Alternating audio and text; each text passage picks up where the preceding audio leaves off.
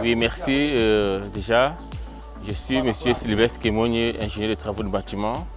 Je suis en tant que chef de projet pour ce chantier qui est relatif présentement à la phase qui porte présentement sur la réalisation de la charpente.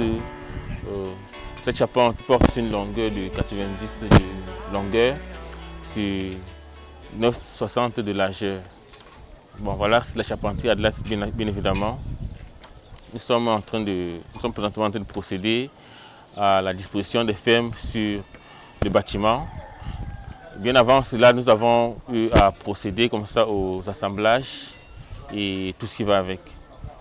Voilà, c'est la 3e ferme sur les 30 fermes qu'il faut. C'est déjà très encourageant parce que ceci, c'est le fruit de 4 jours de travail. L'équipe est en place et tout se passe véritablement selon le chronogramme qui a été établi. Nous avons, après la phase de tissage, de construction des fermes, nous sommes comme ça à la 4e phase qui consiste à disposer les fermes, éléments majeurs de la charpente, en leur place. Et vous allez noter que nous avons déjà 3 fermes. Il a été prévu que les fermes seront disposées sur ces poteaux, ces poutres. Donc, n'ayant pas assez de moyens, comme avoir des greux, nous avons mis sur pied ce moyen de déplacement qui consiste à glisser les fermes sur les murs et ces rails que nous avons disposés au milieu. Bonsoir et bienvenue. Nous tenons déjà à vous remercier de l'intérêt que vous portez à ce que nous, la charpenterie Atlas, faisons. Alors cet ouvrage qui est sur le point d'être livré est une charpente traditionnelle. Il est important de souligner que la charpente traditionnelle est plus lourde et solide que les autres charpentes que sont métalliques et industrielles. Alors réussir une charpente traditionnelle, c'est suivre minutieusement les 5 étapes suivantes. Premièrement, nous avons le calcul des positions et compositions de la charpente.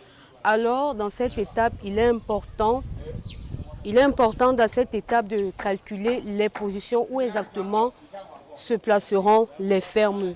Après cette étape, nous allons passer à la préparation de l'épure. Dans cette étape, il s'agit de faire une étude technique des forces, des charges et des résistances des matériaux. Puisque la ferme étant l'élément essentiel de la charpente traditionnelle, il est important de la soigner afin d'avoir une ossature solide pour une bonne charpente. Après cette 2e étape, nous passons à l'assemblage des différents éléments de la ferme que sont les poinçons, les contrefiches, les fiches et l'albastrier. Après cette étape, donc, nous passons à la 4e étape qui est la mise en place proprement dite des fermes et enfin la 5e étape qui est la charpente proprement dite. Cette charpente qui est traditionnelle et ayant l'élément essentiel, la ferme. Alors, telles étaient les étapes de construction d'une charpente traditionnelle. Nous sommes la charpenterie Atlas Salle, ayant de l'expérience, de l'expertise dans la construction des charpentes traditionnelles.